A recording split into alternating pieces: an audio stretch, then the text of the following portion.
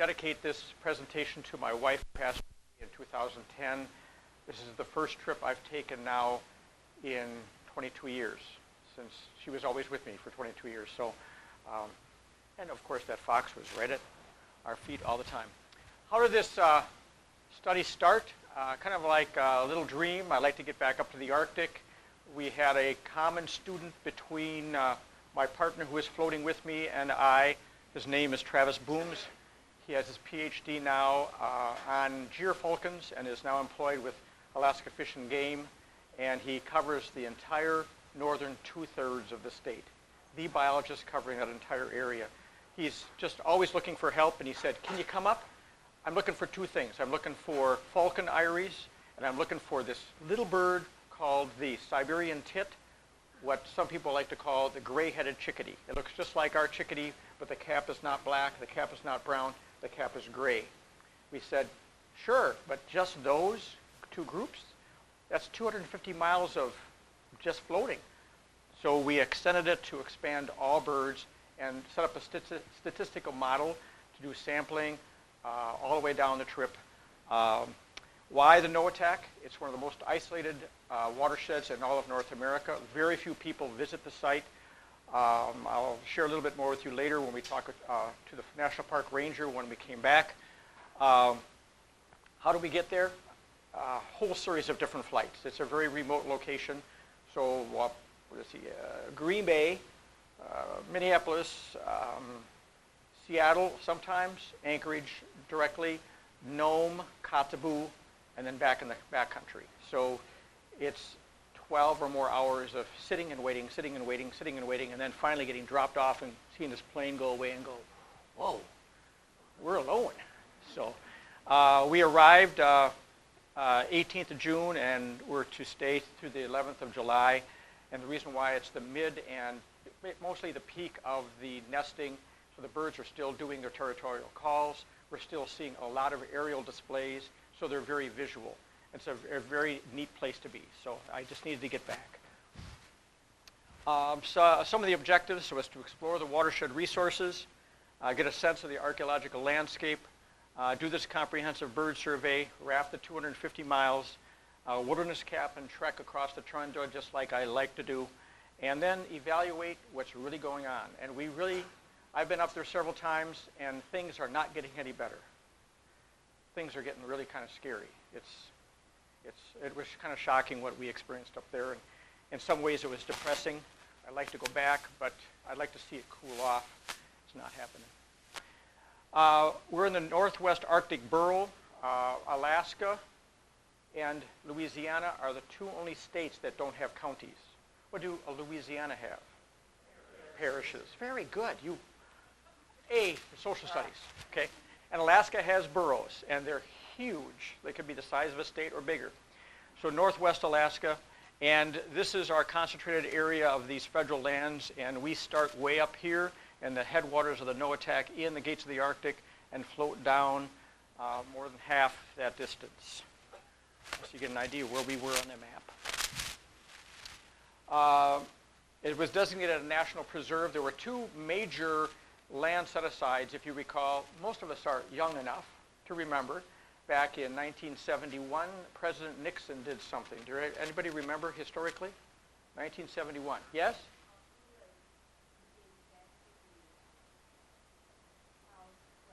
Okay. What did he do in Alaska? Major, major, major.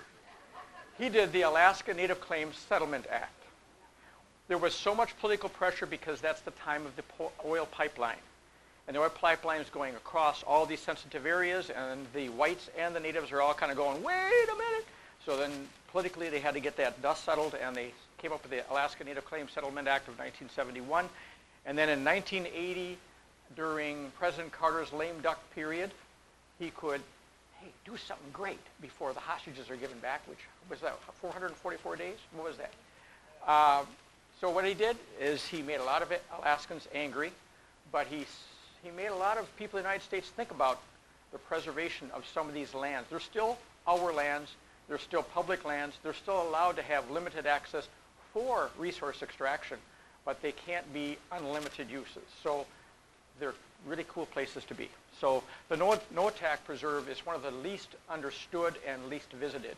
There are other reasons because you got national parks, but the preserve has some archaeological sites and some really neat natural features. This is a planning book from the 1980s under Carter, and the purple area you see is the area that we floated. Gives you an idea of the ecological zones on the Noatak River.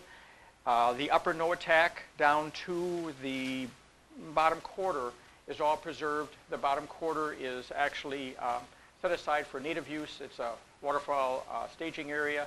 It's also a caribou crossing area, so it's heavily hunted and fished. So that was a compromise, so they didn't preserve the entire thing, just the upper reaches. And when you see it from the air and you fly in, you understand why they call it Gates of the Arctic National Park, because the mountains just come in and it's like you're coming through a giant gate, coming in and landing in that valley, and then we have to float back down. So it's quite dramatic. I wish I had that video, but no. Some things I have to go through quickly here are these: the watershed, the climate, geology and soils, the river. I love these: fluvial dynamics and geomorphology. You guys are going to be experts before we're done tonight. And we have little archaeology, some vegetation, and then the wildlife, and then we'll focus on the birds. Yes, there was scenic overkill everywhere. I mean, it was like, in fact, I ran out of space on my cards. I had plenty of batteries, but I didn't have any more space on my cards for my digital camera, so I ran out of space. I should have bought more. Here's again an idea of what some of the lower Noatak looks like. You can start seeing some of the spruce forest, the taiga, and as we get farther up, it becomes more tundra. But you can see that some things, the National Petroleum Reserve of Alaska is in the north. This is actually in a valley on the south slope of the Brooks Range. So it has more what we call aspect. So it tends to warm up a little bit more than on the north slope, and that's why the caribou actually cross over the Brooks Range and calve on the north slope, because it remains cooler and there's many more snow fields to raise their calves on, and you'll understand why those snow fields are important when we get to the mosquitoes. We don't want to go there, but we will have to. I'm not going to get into all the details here, but it's so cool to see ice in July. Off ice is a condition where you get snowfall, it accumulates, you get intense heat, and it still melts, and ice is there throughout the summer. That snow forms into ice, and it's a permanent ice, tiny little ice field in little pockets. This is actually on the south-facing aspect, and it drifted in this place. And then the snow slowly melts, and then below that, this ice forms. So it's a really neat place to chip out and put them in your, because it's pure, so you can have some good drinking water there. Geology, Cretaceous period. This is the peak of the dinosaur period of the Mesozoic. So there are sites in northern Alaska where they're actually digging up some neat new species of dinosaurs on the Colville River on the north slope. I did not know of anything going on in the Noatak the summer I was there, but there's a lot of interest in where Alaska was when it comes down to the plate tectonics and the kinds of dinosaurs that could make it through winters. Can you imagine that? Dinosaurs making it through winters. Giant reptile-like organisms. Most of this area is a tundra with a very thick soil, and the rest is just exposed rock like this, and you can see the dynamics of some of the geological features that were very important in our bird survey too. So you get an idea. This is what interested me the most, because I have almost a minor in soils, and most people go, soils? That's so boring. But really, it's the foundation of what can exist above it. But when you get into the tundra, you have permafrost. So you don't have a soil profile forming. When you dig a hole and you see these different colored layers, you get a soil profile, and you go to different parts of the world, you get all different kinds of profiles. But in the Arctic, you have this layer of non-decomposing frozen material, one on top of the other. So this material that you see here is from the Ice Age, and it's frozen in state. And what's trapped in that? All these things are in bold. So if you're lucky enough and you move slow enough and you can concentrate on that, you might see a tusk hanging out or some bones hanging out, and you put that on your GPS and you report it back to the National Park Service. So it's protected, number one, and number two, if there's people who are going to be doing an approved dig, they can go and extract that and find out what it was. But you can see there's a wide range of mega Ice Age mammals. So if you've ever seen the movie Ice Age, that cartoon, you get an idea of the creatures that were out there. They didn't look that funny, though. Yeah, well, you're right. I'm not that old, am I? Or do I look that old? No. Anyway, channel width only 20 meters wide where we started. Faster moving.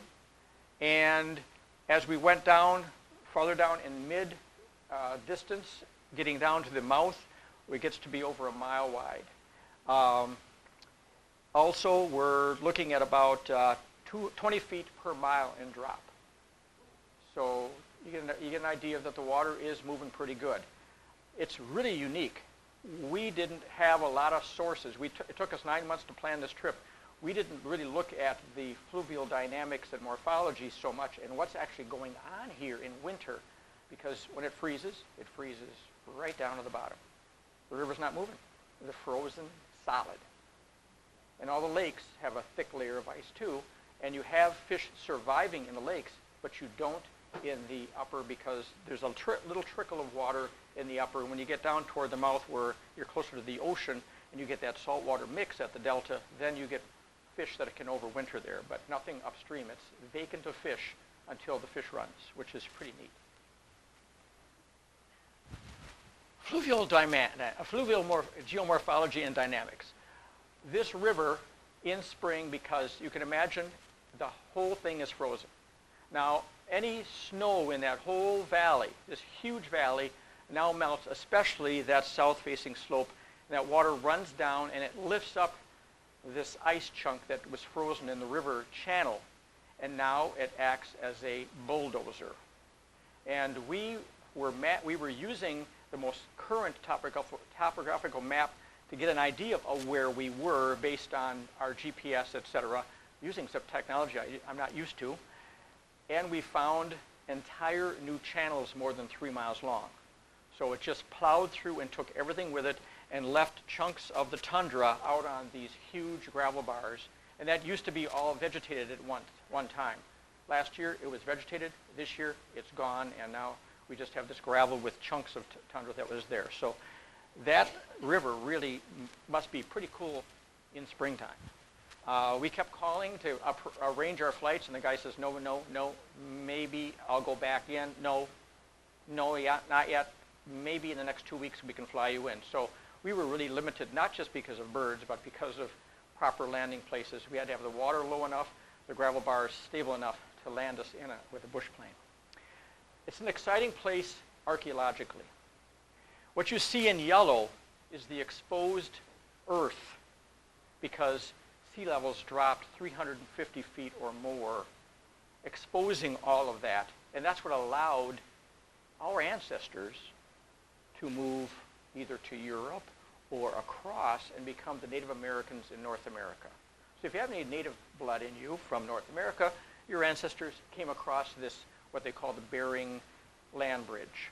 And this is the Brooks Range. So during the glaciation, the Brooks Range was still under snow and ice, but right here is the Noatak, and right here is the Kobuk River. So these two places were the major access points to Alaska by those migrating people, and a whole series of migrations occur, and they do have evidence, but not a lot of evidence right in the Noatak Preserve for 2 reasons. One, well, actually several reasons. One, it's very remote. 2, it's not very hospitable. And 3, it takes a lot of paperwork to get something going. But in 2012, we met teams of people going in at the same time because we were allowed to get in now that it's open. There were 3 archaeological teams who had sites within the Noatak Preserve where they had set up camps and were doing digs to learn more about what's going on. You have to be out there tromping around, and you discover something that doesn't look right, you GPS it, let National Park Service know, and then they map it. They fly over it, they walk in, the archaeologists from National Park Service, and they say, yes, this is a significant site. They report it to Fairbanks or some other places, and then the scientists collect in, get permission, all the permits, and then they go in and do it. So it's so remote that very few people know what's really going on. Okay. Vegetation, not very tall. This is the only tree we saw. And that's a baby tree. It may be 300 years old, but that's the tallest thing we saw in the entire trip. I had to go over and touch it and photograph it, and it's 4 or 5 centimeters in diameter. It's a balsam poplar, so it's related to our aspen, our large tooth aspen and small tooth aspen. The rest of it is either brush over your head, willows, which get scraped and broken down by ice and water, or tundra, which is ankle high usually, very short. But it's very rich, and it grows very slowly. So we have hundreds of thousands of caribou who feed there, but then they have to move on because they've damaged it enough that it's not going to be there for them, so they have to move on to new pasture. That's why the area is so vast, and they have so many mammals. I can't imagine what the Great Plains were like in the same way with millions of bison.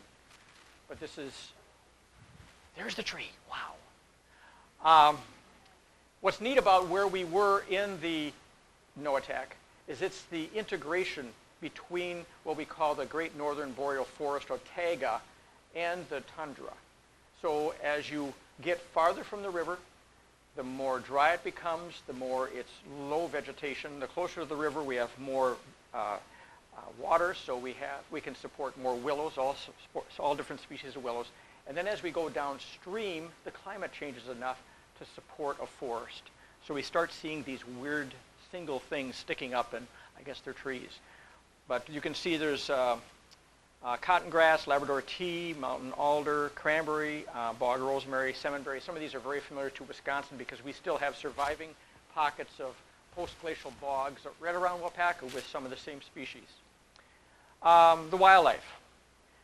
We have the famous Gordon Barron's ground caribou, western herd, largest herd remaining in Alaska, 450,000 animals.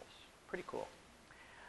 We got to see some of those. Why? Because they were non-breeding, wandering juveniles going, where'd everybody go?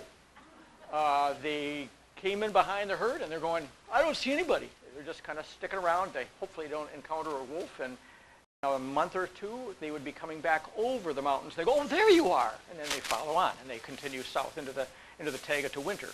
So we got to see 23 muskox, some a little bit too close for my comfort, 40 feet from a bow.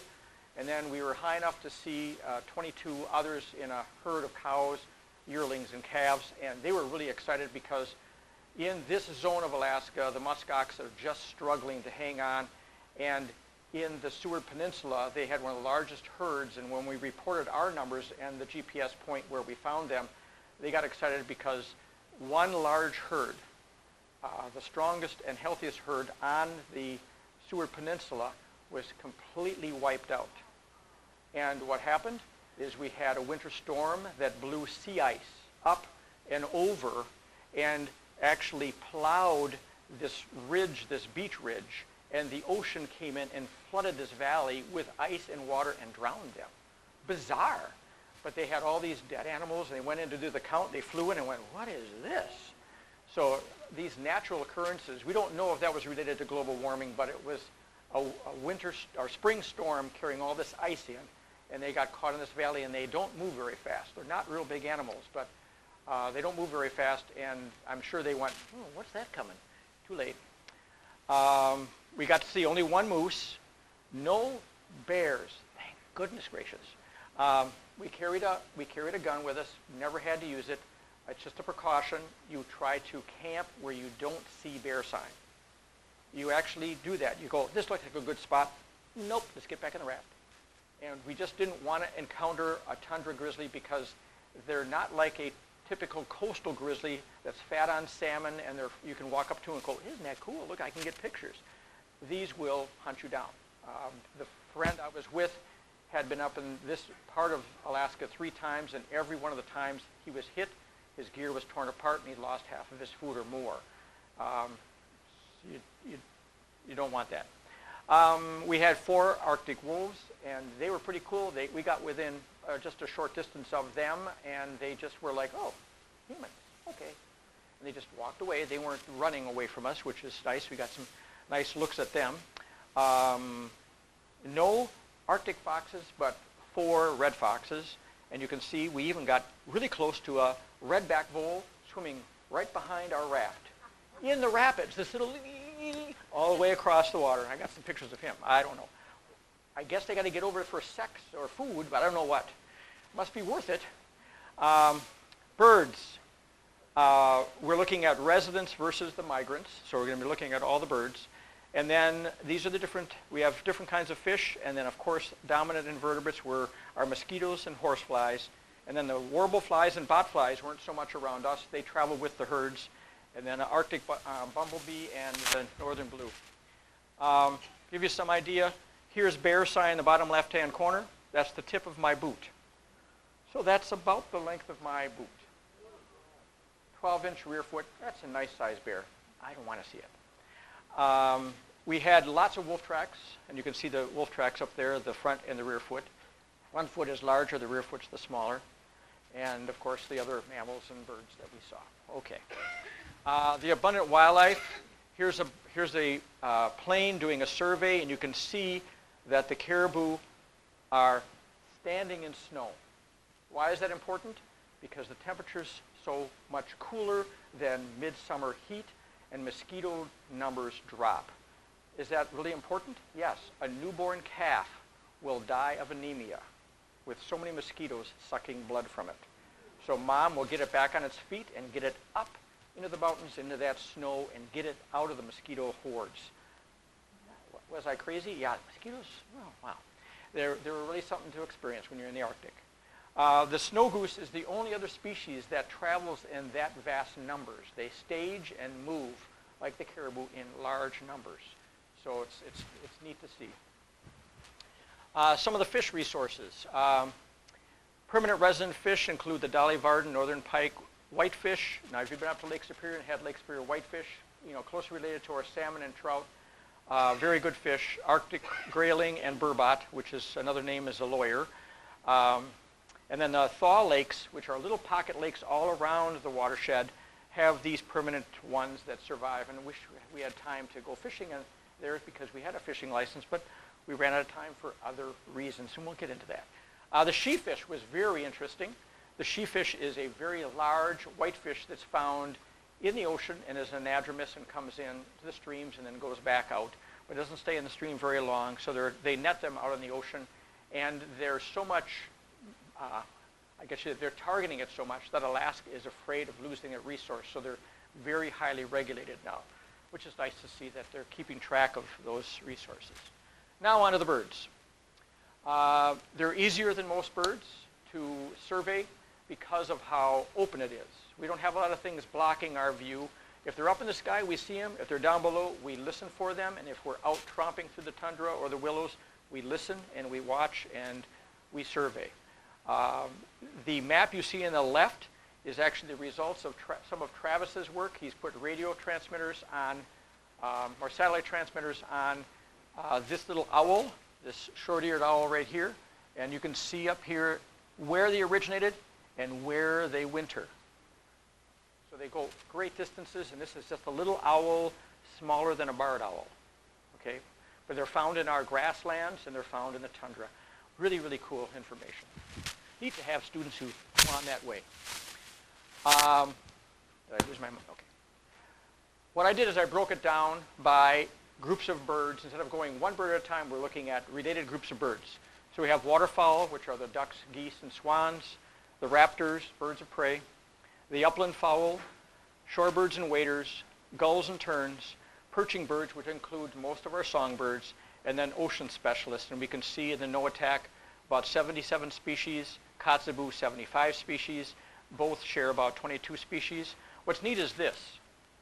We had an overall about 130 Arctic bird species we identified, and Alaska has 498 naturally occurring bird species, but Wisconsin has 418. And we're more than 90% smaller than Alaska. So we've got a lot of valuable resources right here in Wisconsin. It's one of the most popular things that people do nowadays is bird watching. Alaska has 6,640 miles of shoreline, and Wisconsin only has 820. And then comparing our shores with the river, NOAATAC 850, and the Mississippi is only 200. So it gives you an idea. Okay, our methods. Instead instead of concentrating on statistics, I wanted to do it the enjoyable part because some of the statistics you don't want to really get into. But what we ended up doing is, while floating, we used ear and eye shot. The water is relatively quiet most of the time, but when you hit whitewater areas, all you hear is water moving. You usually don't want to have your oars out of the water in the whitewater areas because you want to steer. But in the quiet areas, we would put our oars under our knees so the oars are out, and we might just end up spinning and drifting. And we do that every mile, 4 minutes. And that was the hard part, is we'd have to look at our map, and we had a mark. We'd look where we were. We'd do a GPS check. Yep, we should be right about here, oars up, listen for 4 minutes. And the river's only moving about 3 miles per hour. So it's like you're walking, doing a survey, but you're on water instead. And depending upon, this is where the bias occurs, depending upon whether there's a gravel bar on one side and tundra or willow on the other side, we would be in the middle, and we would try to identify where we were going to encounter the most. And we learned quickly, being veterans in 2 days, that the gravel bars did support certain species, but a lot of times they were unstable, and they were water swept in spring, and the best vegetation was the best nesting and bird activity, so we would move toward the tundra and the willows. So we would just drift on those sides and do that. So it worked out pretty well. When we rested during midday, we would stop and do about a 1/4 mile radius check. We pull our raft up and just walk out and eat lunch and bird watch and record what we're seeing and what habitats they're in and how many we're seeing. And then when we got to camp, we would extend that to a 1/2 mile. So a mile diameter, 1/2 mile radius, and just walk out. And the reason why is we're right next to the river in many cases, and sometimes the willow is very thick. Sometimes it's a huge gravel bar, and we're trying to get as much variety of habitat as we can when we do these stops and take that time. So we watch, listen, observe, and we search and explore because it's all new to us. Oh, did anyone recognize the right picture on that last one instead of going back? Yeah, bird droppings on the rocks. That's important. That's something that our first reason why we went there to target was to try to find rock exposures with bird, excuse the term, shit on it. All those white droppings, like somebody went up with whitewash and put it on the rocks. That's what we're actually looking for. That was our primary reason, plus a little gray chickadee. But here are some things that affected our counts. The average speed of the river was 3 miles per hour. I had to change that by rowing 207 of the miles. We'll get to that. So we were moving normally faster than that for another reason. Weather, it's supposed to be 55 highs, 30 lows, and we experienced 84 highs, 45 lows. It was not comfortable. We have to have long sleeves, gloves, head nets, collars up, everything covered because mosquitoes are landing on you, and you have to shake your head so you can see the mosquitoes on your veil because you can't see through the mosquitoes. Precipitation, dry with periods of quick, light showers, and they would dry up in 2 hours. Everything would look wet. In 2 hours, everything was dry again because the atmosphere is so dry. We would have sounds of rapids and wind, visibility due to rain, fog, and smoke. We had 24 hours of daylight, so it would kind of be dusky from 10 o'clock to 2 o'clock in the morning, meaning I could still tell who you are, but my visibility for distance had dropped a little bit just because of it's dusky, but it's still daylight. And then most of the time we were working under cloudy skies in the beginning because we're in the mountains, and then we were pretty much in the sun in the lower parts of our trip. So it was really interesting to detect birds and record it and then have it affect our data. So let's look at the summary of our birds. We ended up with 9 species of waterfowl. The ones that are in bold were the most commonly seen. If you don't know what long-tailed duck is, that's a duck that we used to call an old squaw, but now because of being politically correct, we changed it to long-tailed duck. That's okay, let it fall. It's not a pintail. Pintail is different. And the northern pintail kind of replaces the mallard that far north. What's neat about the pintail is the pintail can migrate across the Bering Straits in winter in China, or they can choose to come in winter in California in the United States or farther south. So it's a neat bird to go both directions. The fish-eating red-breasted merganser and then the white-fronted goose was the most common on the river. We saw other flocks, etc., around. They were using the thaw lakes around the river, but not the river proper. They would come and feed and leave. We're probably most familiar with the great northern diver or the common loon. There is also another species that's been recognized, the Pacific loon, but these three loons were the most commonly seen, and the red-throated loon was the most exciting. They were like our common loon. They would come very close to the raft. They were just neat to see because you could see that bright red throat on them. But the yellow-billed loon looks so much more like our common loon, but it has a bright yellow bill. And we found them farther down, lower part of the river too. But before I go any further, I should note the reason why I put on the range maps is for you to get an idea of where we were and how far these birds go to winter. So you can see the red-throated loon here and then coming south and winter along the coast. You can see the yellow-billed loon winters down here and is nesting up here. Same thing here with the Arctic loon, where it winters in the Aleutian Islands and the southern coast of Alaska. So some go great distances, some are shorter distances. What excited us was to try to help Travis log in nesting locations of raptors, especially the falcons, because of his interest in gyrfalcons and peregrine falcons. So the birds you see across the top, those four views, give you an idea of the very distinct underwing patterns that help us identify rough-legged hawks. We see these birds wintering here in Wisconsin. We start seeing light snows coming in. They come into the Buena Vista Marsh and big open farm fields, and they will hang off very friendly along roads. You can get real close to them. They're a small bird, but look pretty puffy when they're cold. Their feet are very small compared to a red-tailed hawk. They're about 2/3 the size of a red-tailed foot, but they specialize on lemmings, where the red-tailed hawk can take things like cottontail rabbits and larger, or even house cats, so be careful. The bottom left-hand corner are golden eagles. Are the reamers here tonight? They didn't come? Okay, short, fast story. We have golden eagles wintering in the Waupaca area. I argued the point, no, it can't be. It's been confirmed. They're between Waupaca, Iola, and Ogdensburg, and several of them. And they put a satellite transmitter on a female with 2 young with her. She ended up leaving, I think it was in March. In 2 days, she was up at Lake Superior. 2 more days, she was on the north side of Lake Manitoba. 2 more days, she was near Great Bear Lake, and then went to Great Slave Lake. So she was nesting. She's called a barren grounds golden eagle. They nest on the ground, on cliffs, or rock prominences. Sometimes just a raised area of the tundra, they'll still be there. They really have nothing to worry about. They're the big shot out there. They're the big one. They're large enough to take newborn caribou calves. So they have feet. They have feet the size of your hand. You don't want one of those on your leg or your back or your arms. Harriers, quite common. Fran Hammerstrom over the Buena Vista Marsh did a lot of work with these harriers.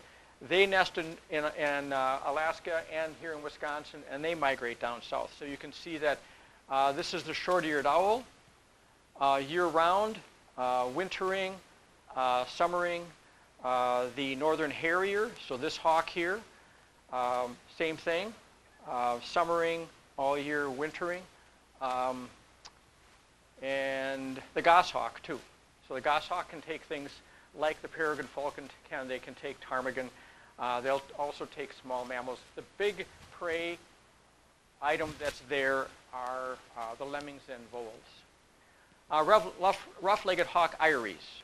You'll see one right there. You'll see one right there. Can anyone see one in the right picture? I enlarged it, but you have to have a good eye. You look for these little prominences. It's sitting right there. And they'll build this well-woven stick nest that can be quite tall, kind of like a miniature eagle nest. And it can stand some good winds, but if you get some slumping, you can lose that nest or some winds. So this is where the rough-legged hawk nests, on the ground but in prominent rises. Falcons, peregrine falcon, bottom left. Notice where they nest in the red, migrate, and look at where they're wintering. That's where the word peregrine comes from. Okay, they're going great distances all over the place. Merlins, this is a falcon larger than our American kestrel, but smaller than the peregrine, and they will nest in trees. And you can see year-round, they're found here in the northern Rockies in this region, but are wintering here and summering here. And then the gyrfalcon, the largest of the falcons in North America, they're pretty scattered, concentrated in the Arctic areas, and they will winter anywhere in here. So we will see them. They are occasionally seen in the Buena Vista Marsh, not very far from here. So they're pretty. Here's one of our iris. Look at that whitewash, just so attractive. It gets our attention. They're smaller than Merlin. The smaller Merlin nests in the shrubs and this willow stuff. And these guys focus in on these rock outcroppings. So when you find these rock outcroppings, especially right near water, hot spot. Stop, slow down, there it is. So we spotted this one right away, and we actually had to roll back and get back to shore and then climb up and get some pictures. They have 4 young, but the 4th one snuck back out of the view, but we've got 4 young in there. So you can see what they look like, and it's very dangerous. We did not have a permit to band. You have to have a special permit to band. In fact, we found out we were supposed to have a special permit just to bird watch. You can watch birds, but you can't count them. Really? Did you want to arrest me? I mean, I'm coming in admitting it, but next time you got to get a permit to come and do a bird count. Okay. We didn't know that. You can't work on our property without our permission, basically. Here's one that was a real fast one. We took a picture of the eyrie. The bird was not there. The young were back away from the edge. As we rounded the corner of this fast water below it, we see a bird come in and it lands. And I thought, is it a peregrine or is it a gyr? We couldn't tell. So I just, and then what's neat about digital, and we went, and oh, it's peregrine. So we were able to identify what it was after we went past the nest. But what's neat about this site is lots of stuff was happening, and we were getting distracted not because of just the eyrie, but we saw a golden eagle, and it was very territorial. And we were going, what is going on here? So just across, as part of this rock prominence and the river that broke through it, on the left side of the river was a golden eagle eyrie. So we're going, look over here, oh geez. So we were busy, so it was exciting. The eyrie you saw the 3 young at. We took some time there. We were able to pull up. The water was maybe 5 meters away from the rock face. So we were able to get the raft up and take some time and photograph, and we were able to identify the prey species that these adult birds were taking to feed their young. And some of these prey were bigger than they were. But you have to understand, as I said before, these falcons can stoop at more than 200 miles an hour. So you're down here going, oh, I wonder if there's some lemmings I can eat. This thing's coming down at you at 200 miles an hour. You don't see it coming. It knocks you down, and you're dead, and you're now meal for somebody else. So you can see we had willow ptarmigan, long-tailed jaeger. Even a rough-legged hawk was taken by a peregrine, and long-tailed duck, which is neat to see. Now a little bit about global warming. They just released on public radio a study out in Montana about snowshoe hare, and their timing of their hair color change is being affected because we're losing snow too early and they can't catch up, and now they're white in a brown world. Uh-oh, I think they can see me. Well, the same thing is happening with other species that have that phenomena going on. So because of triggered photoperiodism, they are changing that color. But we have snowshoe hare, ptarmigan, weasels, and Arctic fox who are all in that same boat. And they're all more vulnerable to predation because of the timing that's off. And whether or not they can develop what's called a required behavioral plasticity, where they can start changing earlier and change later, we'll see. We'll see if they can adapt with all the things that are going on. These were exciting, very, very vociferous, loud birds, always near the water's edge. Sometimes far enough in the tundra where that's where they're nesting too, so they're defending territories like the whimbrel. But the phalaropes were always near little pools. The sandpipers, solitary, spotted, lesser yellowlegs. What excited me is I contacted some ornithologists here in Wisconsin after this survey was done, because we had encountered so many upland sandpipers. They were always in these upland meadows off the river, and they do the wolf whistle. They go. You can't confuse that with any other bird.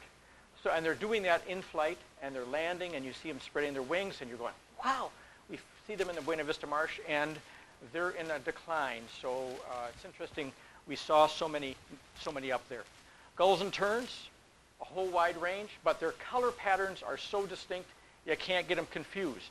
You look at the Bonaparte's gull with that black head, look at the wing pattern, and then you look at Sabine's gull, the Arctic tern, the mew gull, the glaucous gull. The mew gull is the only gull that nests in the tundra itself. The other gulls and the terns nest on gravel bars. And their gravel bars, depending upon how solid they are and the size of the gravel, determines where those birds will nest. So if they're larger rocks, that matches the larger egg of, so that bird must go, not here, honey. These aren't as big as our eggs. Let's go on. And they find the right one, and they lay eggs, and then you have to try to find that. And you go, where are those eggs? I know I saw them here before. So they're very, very hard to find. But look at, again, where they're wintering. The Arctic tern nests up here, migration, wintering down in the Antarctic in South America. So they're going a great distance, and they're a tiny little wonderful bird. Unbelievable. Very, very territorial. They'll come within inches of your head when you get close to young or eggs. These are very interesting birds, skuas or Jaegers, and they are a predatory type, kind of related to gulls and terns in between. They're very specialized, but they have specialized niches, and they prefer certain species. So the parasitic Jaeger and the long-tailed Jaeger. The long-tailed Jaeger do a lot of mammals, and the parasitic Jaeger will take mammals, but they also take more birds. So interesting niches that they fill. Some of the birds that may be more familiar with us are the raven. Look at where ravens are found in the world. Okay.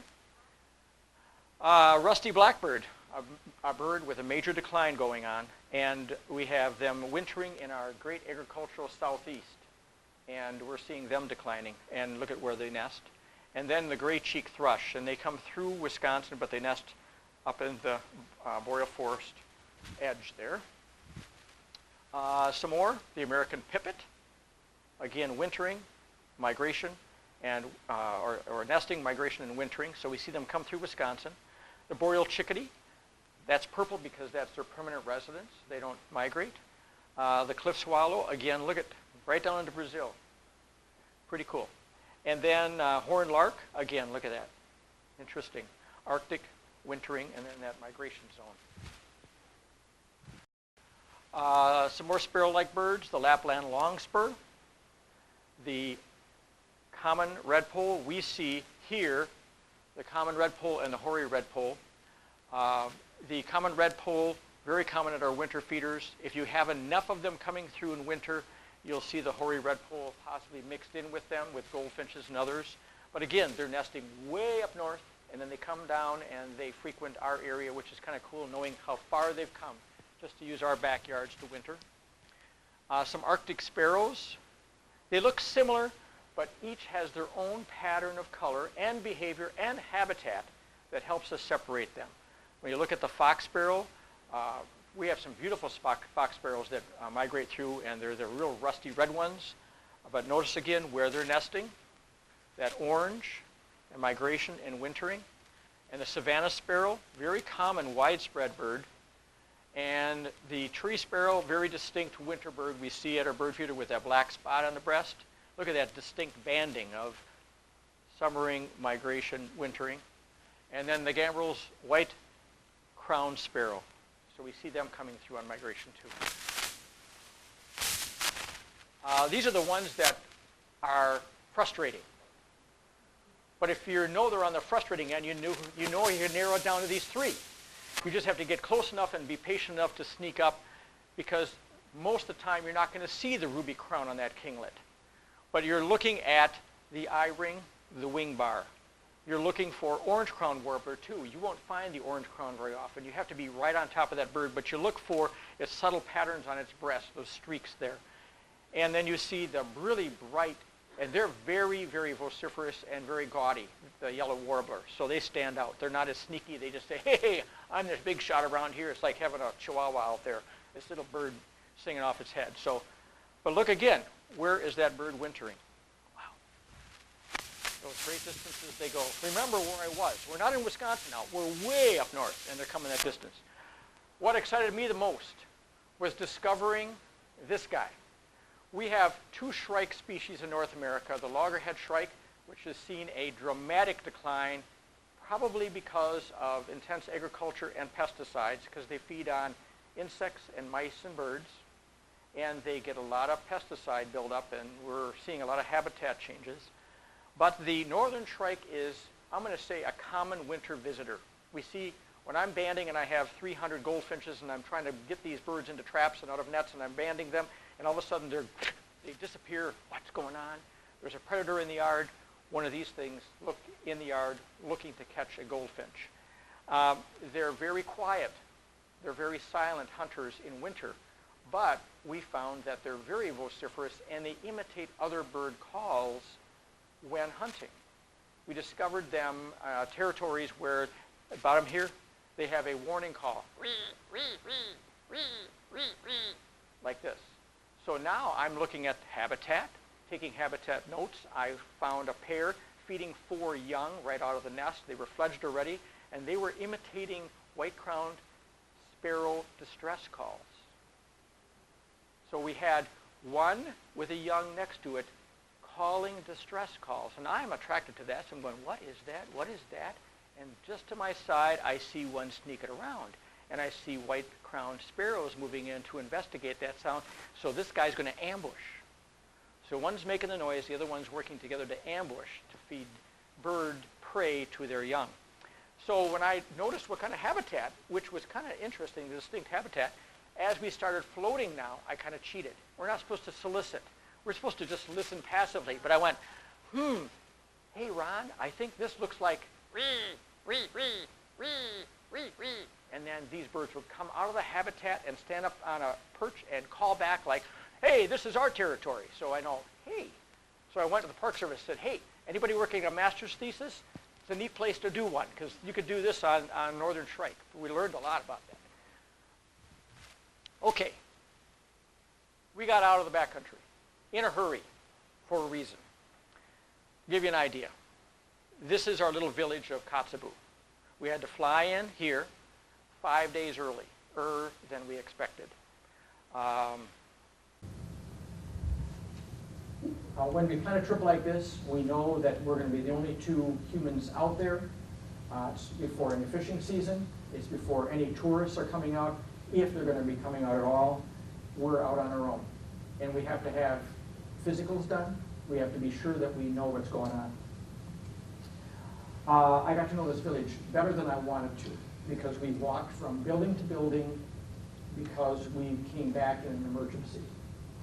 Kotzebue is the largest village in northwestern Alaska with only 3,332 people. 70% is native Inupiaq. The economy is mostly the red dog mine. What surprised me is you see no employable young men. And I was going, where's everybody? Well, they're at the mine. They're actually employed. So they are members of their native association, NANA, and if you want a good paying job, you work in the zinc and lead mine there. And it's the 3rd largest in the world. Otherwise, you guide 4 whites. They call them Cabela's Army, because the whites come in all dressed in Cabela's, and they're there fishing and hunting. Okay, so they guide for that. They have government services. They warehouse. Why do they warehouse? Because sometimes the barges can't make it to Point Barrow. There's Point Hope beyond this, and then Point Barrow. And if they can't make it because sea ice is too thick, they have to warehouse everything. And then they just come back, and when there's the ice breakup, you can see the sea ice out here, right there on the horizon. There's the sea ice. And this is the Baldwin Peninsula, the tip of the Baldwin Peninsula, and there's the village. And this building, I got to know, where is it? Where is it? Right there. I got to know that building, the cafeteria. That's the hospital. I got to know that place real well.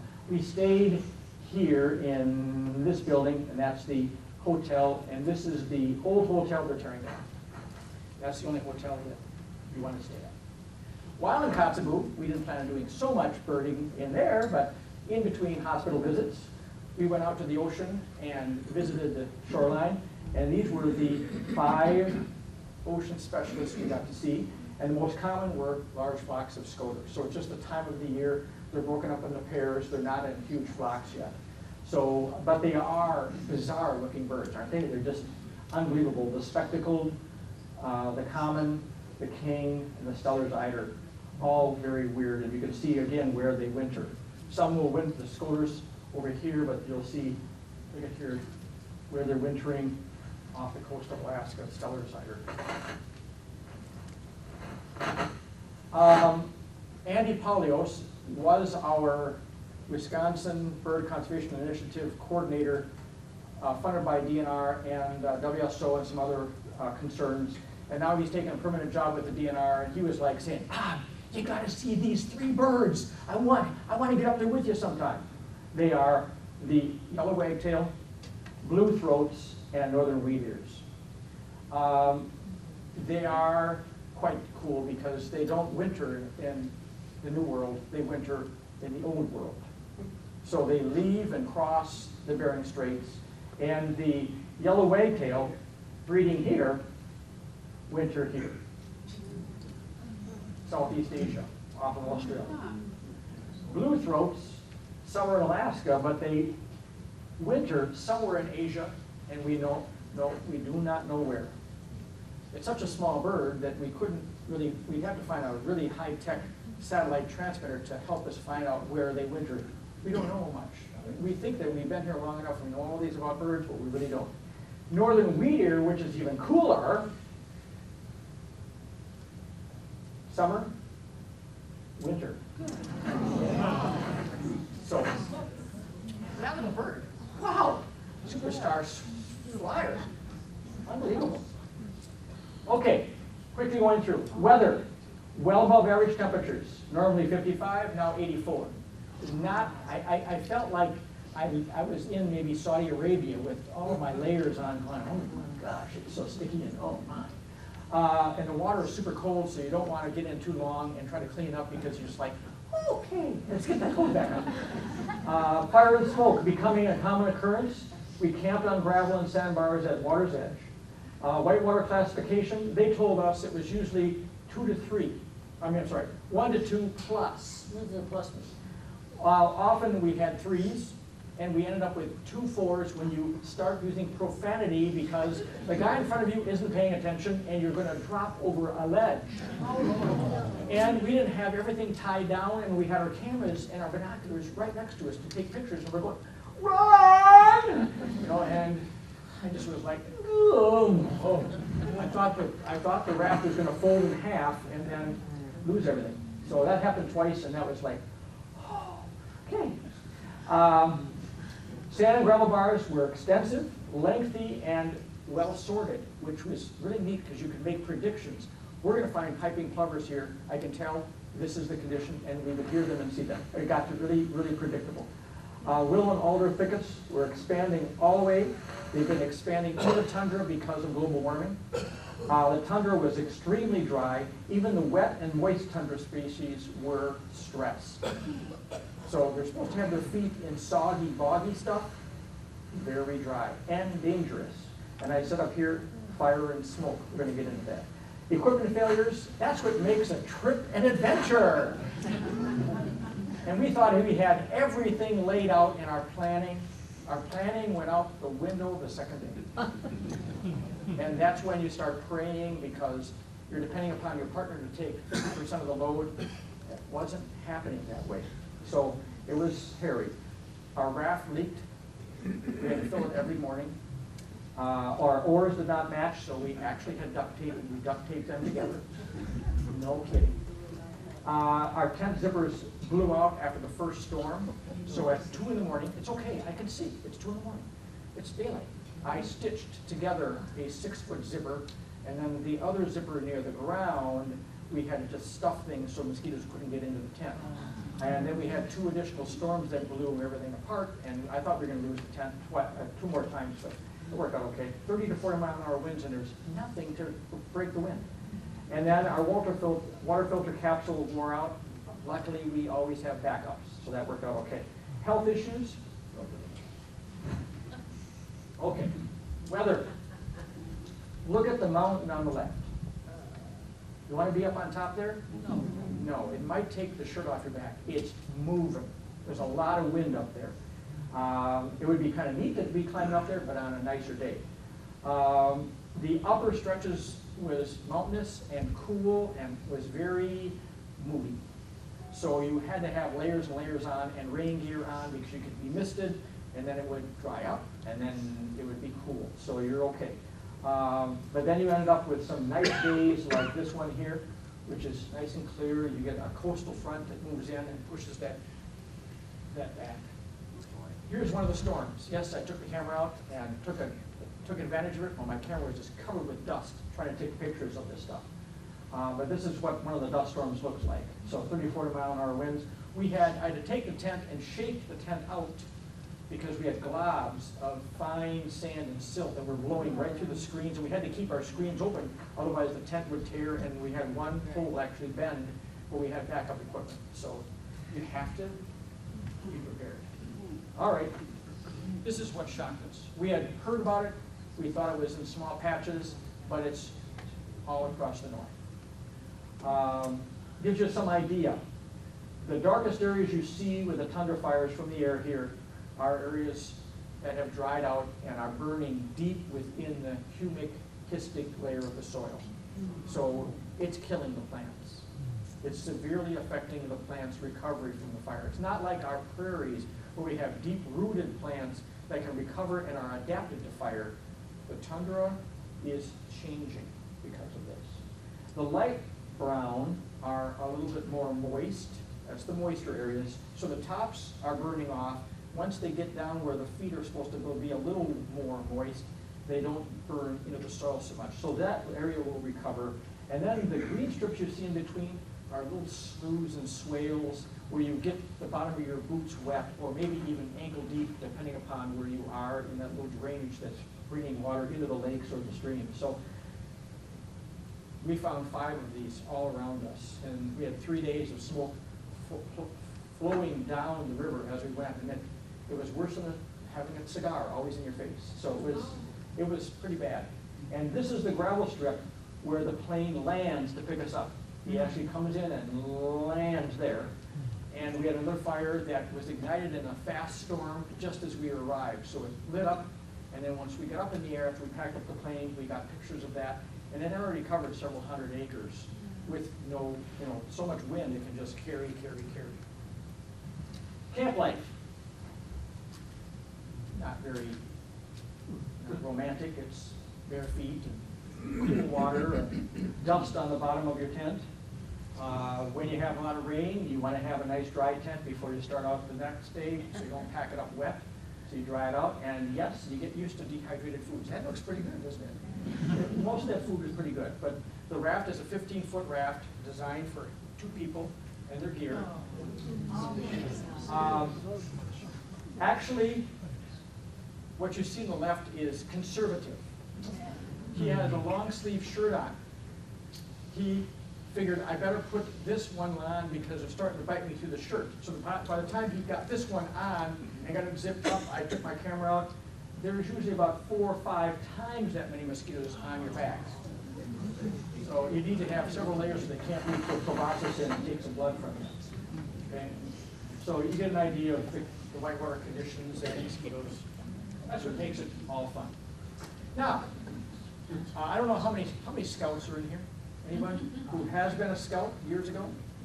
I just emailed a friend who was asking, hey, what was the most valuable thing that you've saved or have from being an Eagle Scout? And they said, oh, I have a scarf that's no longer made from this Boy Scout camp that doesn't even exist anymore. I said, well, that's cool. My most valuable item, I would say, is my training. I really believe that my training saved somebody and made me much more comfortable about what was happening. This is the kind of training I've had, and everything that's underlined are things that I had to use on this trip. Okay.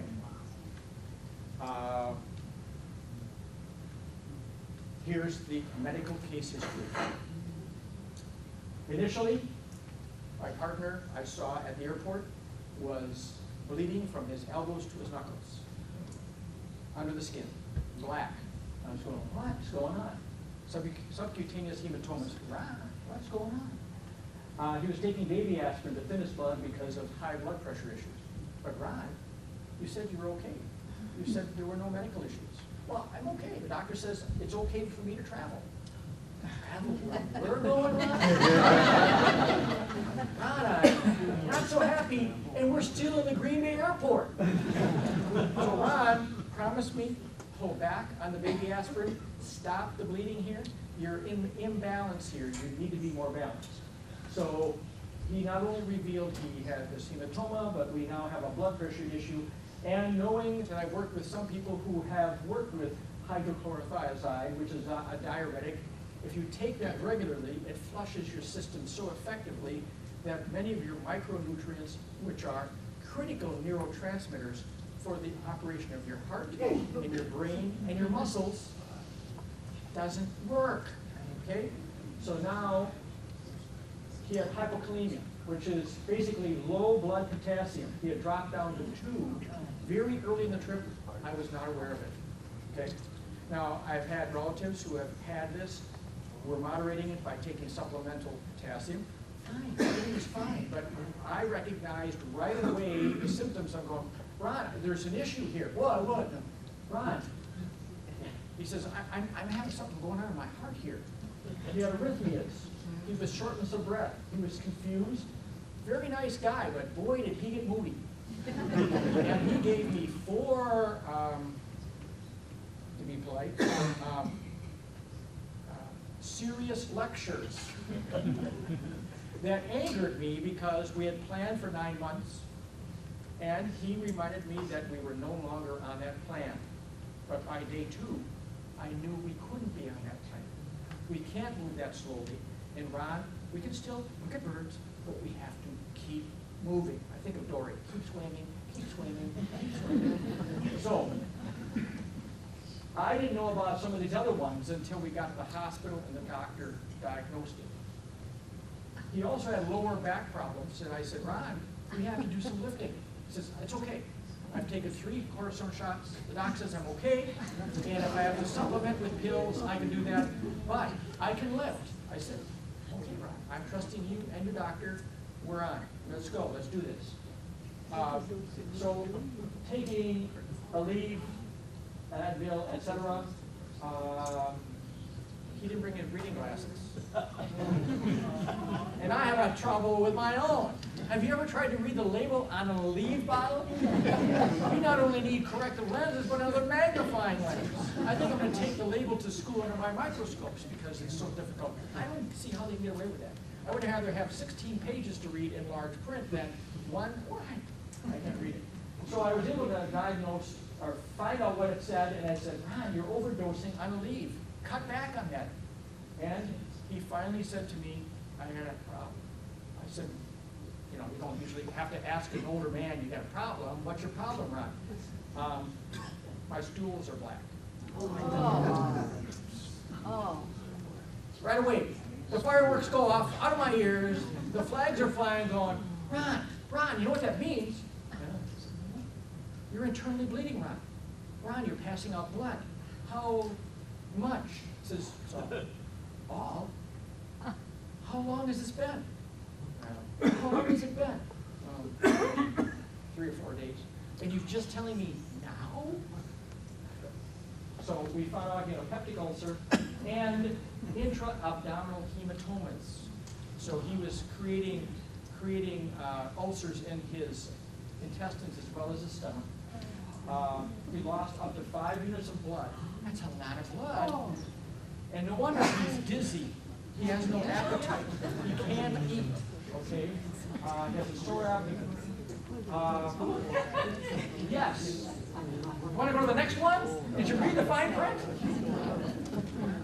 I didn't realize I had to be a damn doctor out there. So now I'm worrying about UTIs because he has a prostate enlargement. tract. And then I think it's kind of neat. I'm sorry. I'm not a really religious person.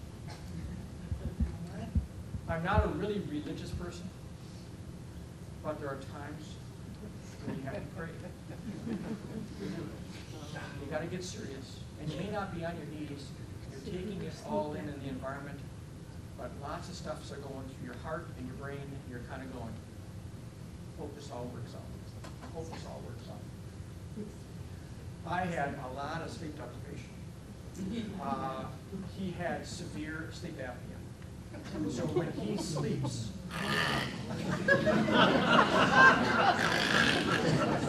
more louder and more prolonged.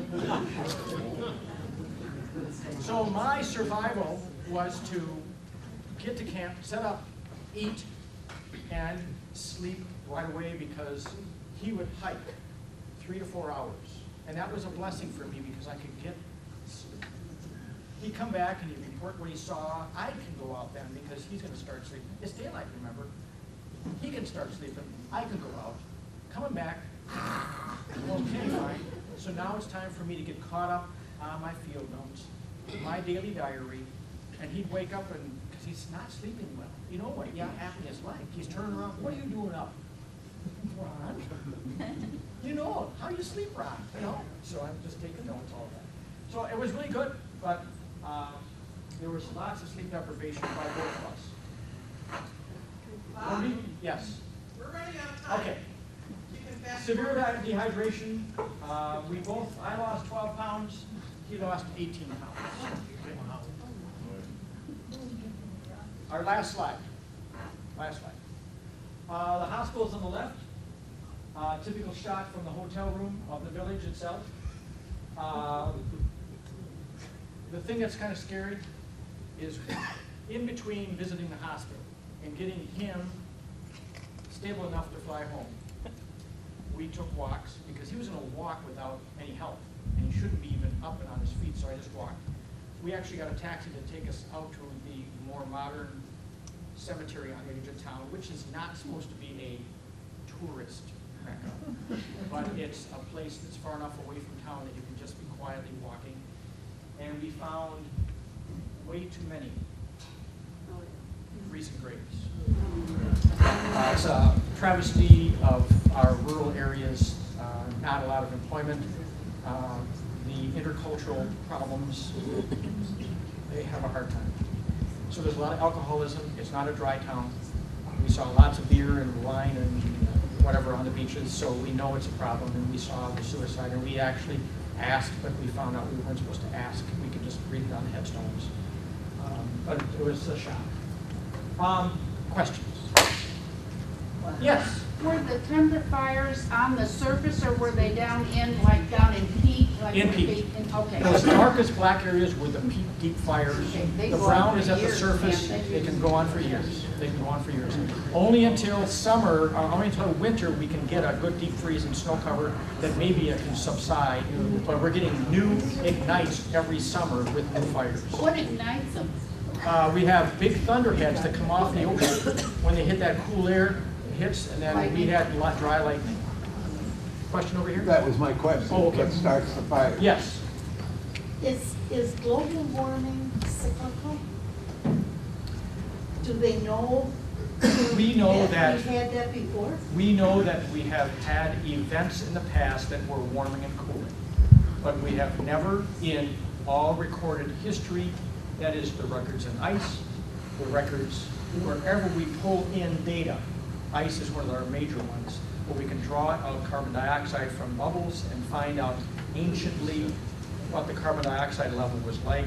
We have never, ever in our history had this extreme peak of carbon dioxide.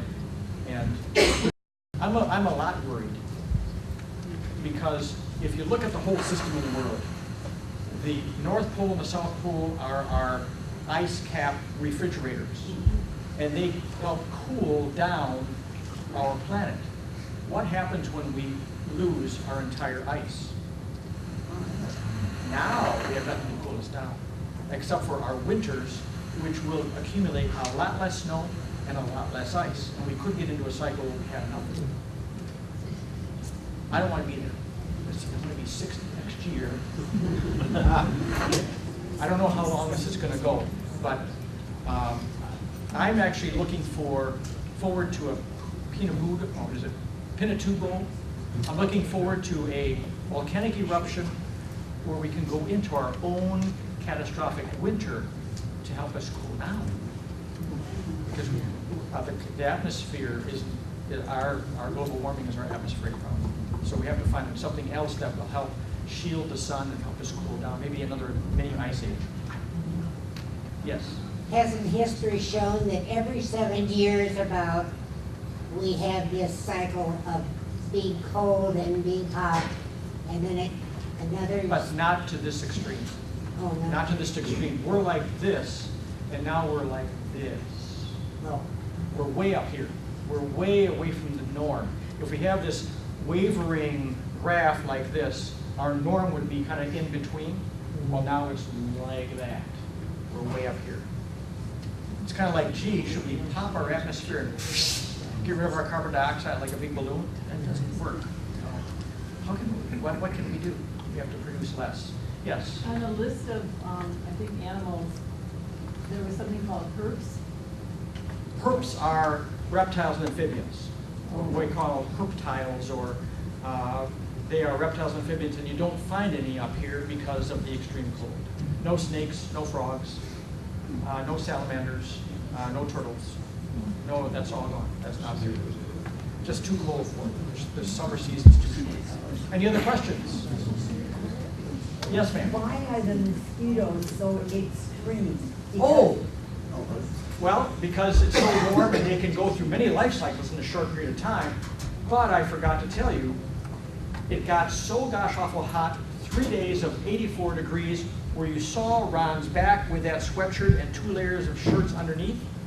He was able to take everything off, and he got a suntan. It got so hot, the mosquitoes went into the shade and got bounced. That was phenomenal. Like, Ron, where are the mosquitoes? Oh, I hadn't noticed. You got your head net on. Ron, you don't have any around you. Take your head net off. It must have been heaven. It was weird. No, it was strange. It was in a way scary because it's not what you expect. You expect to see lots of mosquitoes in those 3 days. It was, one of the 3 days was the best of the 3, but it gradually got really, really hot, and then started dropping down into the 70s. But when it got into the 80s, mid-80s, mosquitoes went, oh, we can't handle this, and they went into the shade. So when we got off the raft and started walking into the willow brush, ooh, they found us there. But on the water and on the edges, no, it was really weird. Yes? When you were in you said you walked through these willow thickets Yes. that are over your head. Weren't you Yes. worried about walking up on a bear? Well, you look for sign, Yeah. and you don't always see sign on the gravel unless it's wet, and then it's real recent because they came out of the river. Yes, there were times where you're looking and you're finding pathways, but you're not seeing brush broken. Willows have a tendency of not breaking, though. They just kind of whip back and forth. So you're kind of saying, did I find some hair here or whatever? Yeah. Was it berry season? No. It's mid-season, so you're not really worried about that yet. When you start seeing the willows and the tundra turning that rusty color, that's when you're thinking about bearberry, crowberry, cranberries, all out there, and the bears coming back. Bears are actually out traveling, chasing down caribou calves if they can, or actually the Arctic ground squirrel or some of the lemmings they're eating that, and they're they're omnivores, so they're actually eating tundra too. Sedge mats, they're going in and really feeding on that too. So lucky for us, we didn't encounter them, and I'm really glad because that would just add one more